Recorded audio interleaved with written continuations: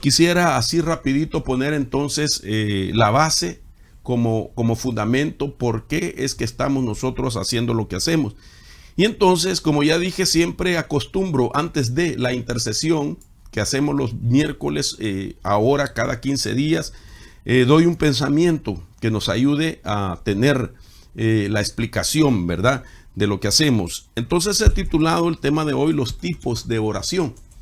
Eso no quiero decir con el título que voy a hablar de todos esos tipos, pero específicamente dentro de los tipos de oración está uno específicamente, el que realizamos nosotros en grupo o como una red y de carácter o de manera pública, para que nosotros sepamos que tenemos un fundamento bíblico de lo que estamos haciendo. Pero dentro de esos tipos de oración surge esta pregunta: ¿por qué oramos en público y no en privado? Este sería el tema. Entonces, recientemente con los alumnos de la escuela de intercesores comenzamos ya nuestra primer clase y a ellos les estuvimos enseñando acerca de los tipos de oración a manera de introducción. En esos tipos de oración estuvimos hablando que desde la perspectiva hebrea existen varios tipos de oraciones. En la Biblia, con pie de imprenta, aparecen 11 tipos de oraciones. Entonces, dentro de esas oraciones es la que se encuentra orar en público, orar en privado, orar 2 o 3, orar en grupo, orar globalmente, etcétera. Dentro de las 11 oraciones que aparecen específicamente en el Nuevo Testamento, pero en el Antiguo Testamento aparecen este tipo de oración. Por ejemplo, una de esas oraciones es la que se le llama Shaharit, que es una oración que quiere decir amanecer, es la oración de la mañana. Luego está la oración Minja, que es la oración que tiene lugar por la tarde, y está la oración Arbit, que es la oración del anochecer. Dentro de la cultura del pueblo judío, ellos oran 3 veces al día, de manera particular, de manera privada, de manera íntima. Es decir, que el que se levanta en la mañana de manera particular va y ora a solas. Y asimismo en los 3 tiempos del día. Pero luego hay una cuarta oración, que es la oración Musaf, y estas son las oraciones congregacionales que se hacen durante las principales festividades judías. Note usted que al ser congregacionales dejan de ser privadas, porque se hacen de manera colectiva dentro de lo que es ese núcleo, ya sea hoy en día, podría ser dentro de una sinagoga, en aquellos tiempos de carácter congregacional. Podría ser hasta que se erigió el templo, tenían ahora un templo donde lo hacían congregacionalmente. Pero antes de ser edificado aquel templo, lo hacían al aire libre, pues porque no tenían templo, sino que tenían una tienda, un tabernáculo. Y toda la cantidad de gente no podía entrar ni siquiera al atrio, ni al lugar santo, ni al lugar santísimo, porque tenía sus parámetros, ¿verdad? Sus dimensiones, y no había capacidad para meter esa cantidad de gente. Entonces las oraciones congregacionales que se empezaron a hacer antes de que existiera el templo erigido por Salomón, lo hacían ellos al aire libre. Entonces no eran oraciones privadas, sino que eran oraciones colectivas, congregacionales, oraciones en grupo y públicas. Entonces luego están las oraciones Neila, que es el punto 5, que son oraciones hechas solamente al final del Yom Kippur, el día del perdón, el día de la expiación, que también era pública. Eran oraciones que el sacerdote hacía, media vez salía él del lugar santísimo de hacer el ritual que tenía que realizar, y cuando ya entregaba y derramaba la sangre sobre el propiciatorio y purificaba todos los utensilios del lugar santo, y entonces se recibía la respuesta de Dios que había sido recibido ese sacrificio, el sacerdote salía y a la puerta del atrio entonces hacía con sus manos la señal de la letra Shin, y ahí comenzaba la bendición sacerdotal después de haber cumplido con el ritual. Esto quiere decir que se hacía de manera congregacional, en grupo, y se hacía de manera pública, no era privada. ¿Por qué estoy enfatizando en esto? Bueno, y por último, la oración tefilá, que está conectada con los 11 tipos de oraciones que vamos a ver dentro de la escuela de intercesores. Entonces, ¿por qué estoy explicando todo esto? La diferencia entre la oración del amanecer, de la tarde y del anochecer, que eran privadas, personales, con la oración Musaf y la oración Neila, que eran congregacionales y que eran públicas, debido a que existe esa pregunta: ¿por qué ustedes oran en público y no en privado? Porque mucha gente entonces argumenta que nuestras oraciones como que son hechas para ser vistas, y no es esa la realidad, sino que es porque hemos recibido de parte de Dios, de la palabra, su revelación, que nos indica a nosotros de que nuestras oraciones sí podemos hacerlas colectivamente y públicas también. Y yo le voy a enseñar. Por ejemplo, la oración en grupo y pública la podemos comenzar a ver nosotros ya dentro de lo que es el Nuevo Testamento, como un nuevo pacto. Lo podemos comenzar a ver desde la iglesia, aquella iglesia del principio que oraba en grupo y oraba públicamente. Y cuando yo leo los pasajes que le estoy poniendo ahí, me doy cuenta que la oración pública era porque ellos se habían recibido, tenían en su vida la revelación de los múltiples propósitos que tiene la oración pública y los beneficios que recibían. Por ejemplo, dice Hechos 2:42, y se dedicaban continuamente a las enseñanzas de los apóstoles, a la comunión, al partimiento del pan y a la oración. Note usted. Y dice el verso 43, sobrevino temor a toda persona, y miren lo que resultaba, que perseveraban en la oración, y muchos prodigios y señales eran hechas por los apóstoles. Todos los que habían creído estaban juntos y tenían todas las cosas en común. Esto es importante, porque aquí estamos hablando de aquella iglesia naciente, de aquella iglesia que le llamamos la iglesia del principio, y que algunos la llaman la iglesia primitiva. Y yo siempre enfatizo, de primitiva no tenía nada.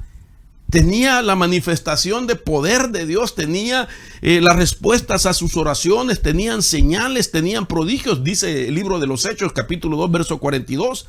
De manera que al ellos dedicarse continuamente en varias cosas, enseñanza de los apóstoles, a la comunión, al partimiento de pan, pero dice la última parte del versículo 42, continuamente, podemos entender, se dedicaban continuamente a la oración. Y esa oración no era en privado, porque está hablando en términos de congregación, está hablando en términos de unidad, está hablando en términos donde participaban varios, porque dice tenían en común. O sea, yo no puedo hablar que tengo en común una oración si no hay otra persona que pueda testificar que ciertamente hace lo mismo que yo hago. Entonces a eso se le llama común, de una comunidad. Una comunidad no es formada por una persona, una comunidad es formada por varios. De tal manera entonces que aquí podemos ver que ¿por qué habían muchos prodigios y muchas señales? Porque tenían en común el orar colectivamente y no había templo. Vuelvo a la carga. Y entonces de manera que se daba en esa unidad, se daba el factor sinergia de la fe. Y en esa sinergia de la fe es donde se da lugar, valga la redundancia, ¿verdad?, a que se dieran muchos milagros y muchas señales.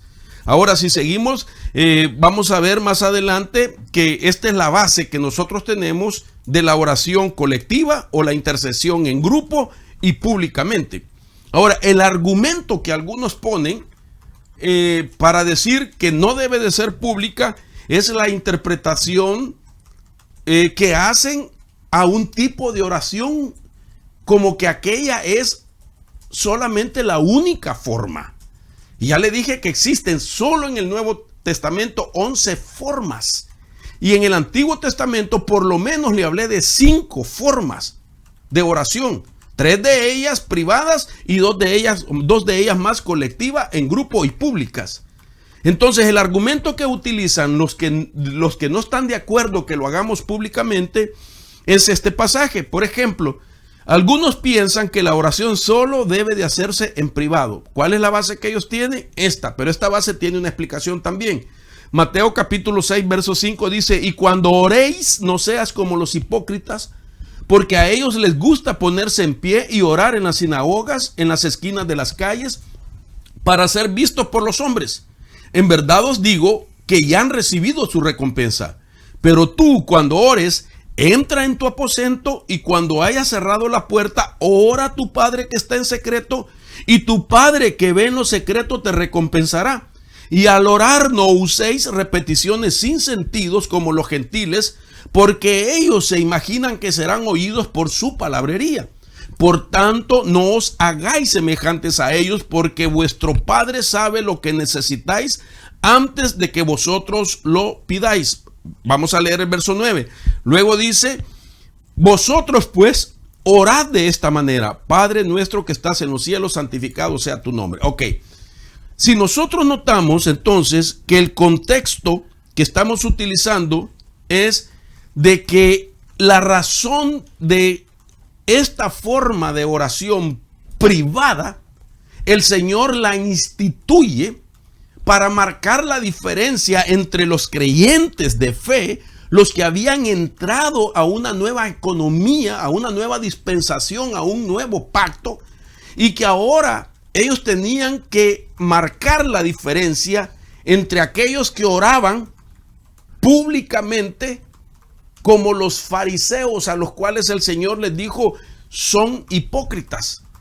Porque una de las cosas que hacían los fariseos es que las oraciones de ellos no iban dirigidas a Dios, sino que iban dirigidas a los hombres. Ellos oraban para que los que estaban a su alrededor, estaban también alrededor públicamente, pudieran escuchar la oración elocuente, la oración que jactaba a sí mismo a la persona, que hablaba de sí mismo: Señor, yo no soy como este pecador, mira, yo doy mis diezmos y estoy siempre en la iglesia. Entonces ellos oraban para los hombres, para que los hombres los oyeran, y no para Dios. Entonces, a raíz de eso viene el Señor, entonces les dice: ustedes háganlo en privado si quieren orar para ustedes.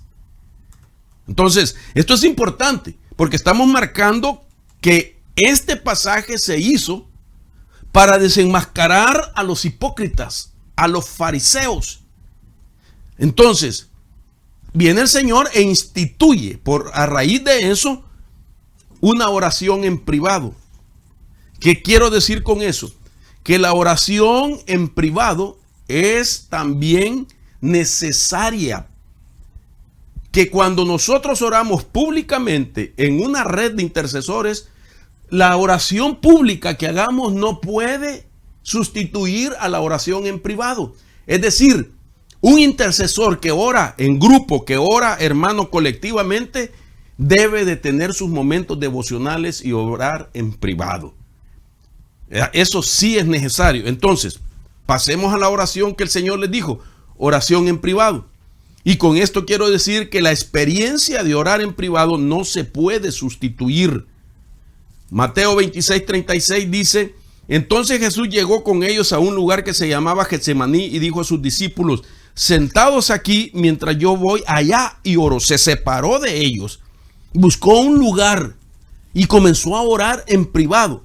Ahora, aquí hay una realidad que tenemos que decir. Yo estoy diciendo, y lo creo porque así está escrito, la oración en privado no puede ser sustituida. Sin embargo, la oración en privado no anula la oración en grupo y pública, no la anula. Lo que el Señor estaba haciendo con ese pasaje no era anular la oración pública. Por eso es un error decir de que la oración la tenemos que hacer en privado, porque no existe la oración pública y colectiva. Jamás dijo Jesús eso. Jesús estaba en contra de los fariseos que cuando estaban en público oraban para sí, para ser oídos por el hombre, pero no le oraban a Dios de acuerdo a la necesidad. Entonces, aquí estamos viendo esta realidad de que no es argumento la oración en privado, es decir, no es argumento para decir que porque oras en privado no se debe orar en público. Porque hay mucha gente que dice, bueno, yo he orado en privado, yo no necesito orar así en intercesiones públicas. Hermano, eso cualquiera lo puede decir con todo respeto. Porque ¿quién lo mira si está en privado? Entonces, nadie le puede certificar que lo haya hecho. Alguien puede decir sin tener una vida devocional, decir yo oro en privado. ¿Verdad? Es como hemos hablado, como algunos apóstoles dicen, yo vi al Señor y por eso soy apóstol. ¿Quién le puede argumentar que no lo vio? Es una situación bien difícil. Argumentar que no lo vio si él dice que lo vio. Igualmente, argumentar de que decir que yo oro en privado y no lo hago, ¿quién me puede a mí argumentar que no lo hago? Si es en privado. Si es en privado, no permito que nadie esté. Y puedo decir, incluso, he orado 10 horas, he orado 5 horas en privado. Por eso no participo en oraciones en grupo. Nadie le puede argumentar porque está en privado. Entonces, debe de ser sincero aquello. Si ora en privado y no quiere participar en una intercesión, amén. Pero no puede privar a otros que anhelamos porque hemos pasado a otro nivel. Ya le voy a explicar el poder que tiene la oración pública y en grupo. Ahora, veamos entonces nuevamente la oración en grupo y pública. Y lo vemos otra vez desde el comienzo de la iglesia. Cuando oramos en la iglesia, ¿es en privado o es pública? Pública, aunque estemos bajo un techo y 4 paredes, si lo hacemos dentro de la iglesia y ese día hay 30, 40, 100, 200 personas, deja de ser privada. Aunque solamente estemos orando con voz baja, deja de ser privada, porque es colectiva. De tal manera que por esa razón el Señor dijo, de su iglesia, dijo, mi casa es de oración. Diciéndoles, escrito está, y mi casa será casa de oración. Casa de oración, pública, colectiva. Entonces aquí estamos viendo nosotros de que hay base para decir lo que estamos haciendo. Luego vuelvo a la carga con otro ejemplo más de la oración en grupo y pública.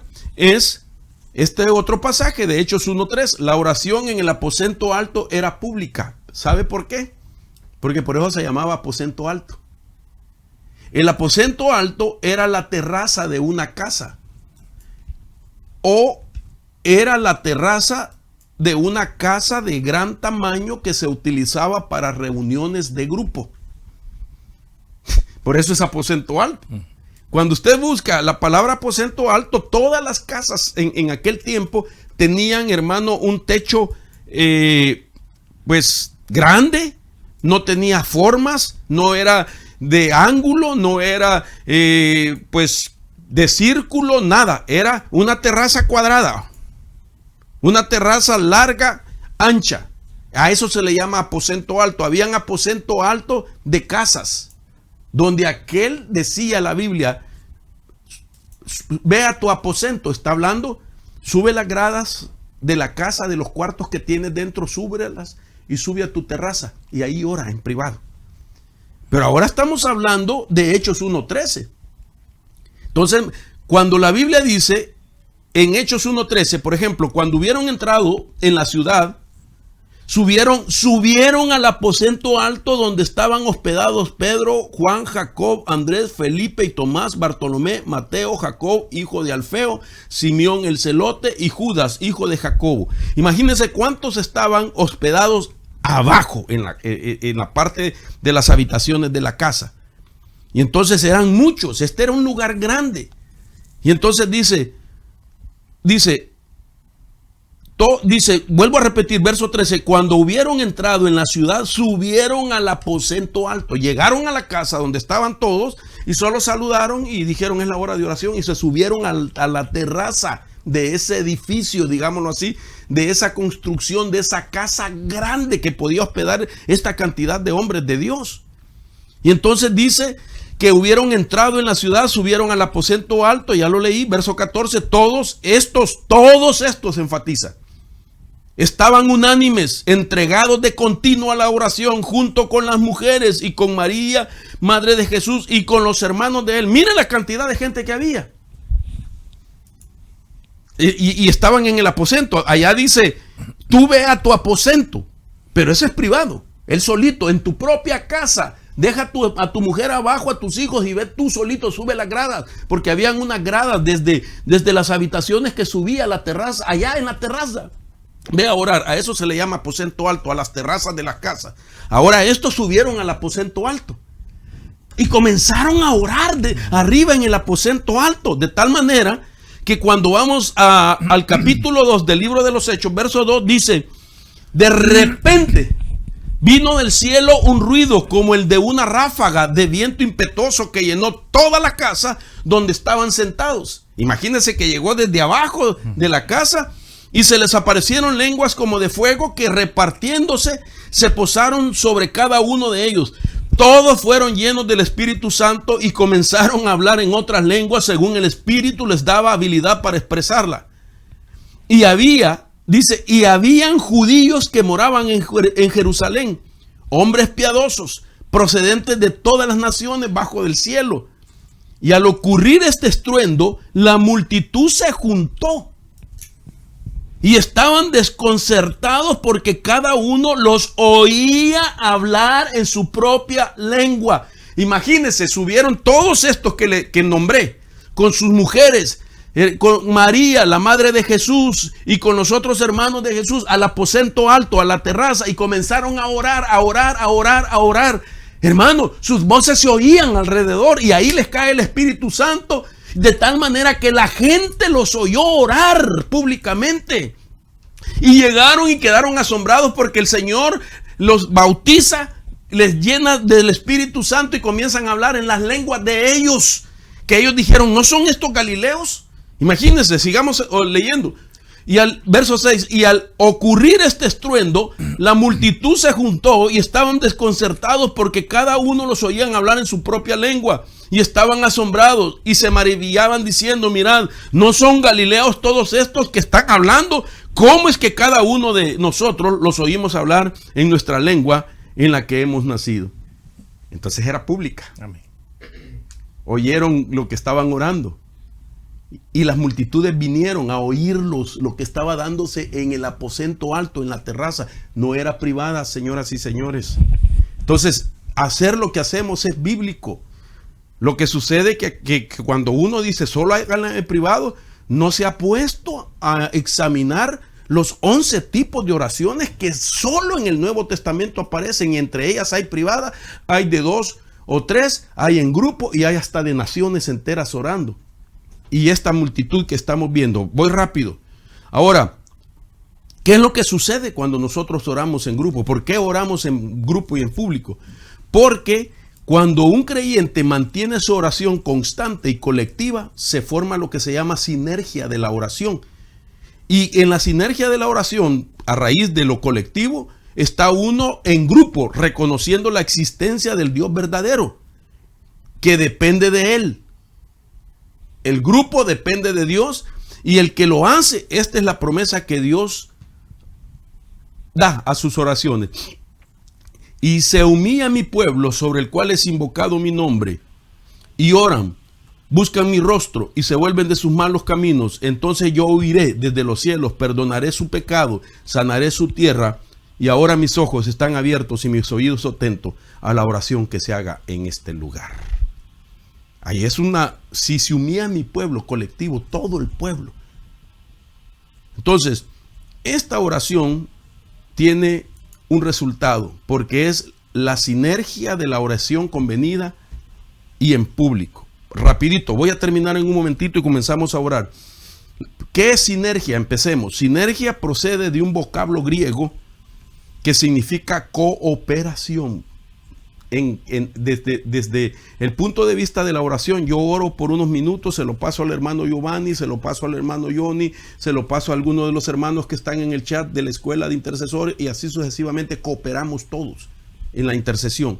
El concepto es utilizado, sinergia, es un concepto utilizado para nombrar a la acción de dos o más causas que generan un efecto superior al que se conseguiría de manera individual. Oigan esto, ¿por qué lo hacemos en grupo? ¿Por qué lo hacemos en público? Porque cooperamos todos y producimos causas mayores que hacerlo individualmente. Sinergia, entonces, es un trabajo o un esfuerzo para realizar una determinada tarea muy compleja y conseguir alcanzar el éxito al final. La sinergia es el momento en el que todos, la sinergia es el momento en el que todo es mayor que la suma, el todo, mejor dicho, en el que el todo es mayor que la suma de las partes. Por tanto, existe un rendimiento mayor o una mayor efectividad si se actúa por separado. Por eso es la diferencia de sinergia. En el contexto de sinergia, surgió, no existía, sino que la palabra sinergia es original de la Biblia. El contexto de sinergia surgió por primera vez en el ámbito de la iglesia, tal como lo establecía el apóstol Pablo en sus epístolas. Es el resultado del trabajo entre el hombre y Dios. Tan solo en el año 1925 el término fue utilizado en un contexto no teológico, con la teoría general del sistema propuesto por un biólogo alemán, Ludwig von, ya que en un sistema consiste básicamente en un conjunto de elementos que se relacionan entre sí con el fin de lograr uno o más objetivos. ¿Qué quiere decir? Que sinergia es original de la Biblia y un alemán para fines seculares lucrativos tomó ese principio y lo utilizan el día de hoy para explicar lo que significa básicamente relacionar varios elementos para que den un solo objetivo, pero es propia de la iglesia. Entonces, el poder de sinergia, ¿dónde aparece? Aparece en este pasaje de Efesios capítulo 1, verso 10. Dice: con miras a una buena administración en el cumplimiento de los tiempos, es decir, de reunir todas las cosas en Cristo, tanto las que están en los cielos como las que están en la tierra. Efesios 1:10, ahí aparece la palabra sinergia. La palabra sinergia es tomada de la palabra sunergos, que en griego se traduce en la escritura como trabajar juntos, digamos orar juntos, trabajando con o laborar con otro, es decir, interceder juntos, interceder con otros. Viene de sum, que significa unir, y de ahí emerge la palabra sinergia. Ahora, finalizo con esto. Por eso oramos públicamente, por eso oramos en grupo, por eso oramos, hermano, en una convocatoria donde todos participamos.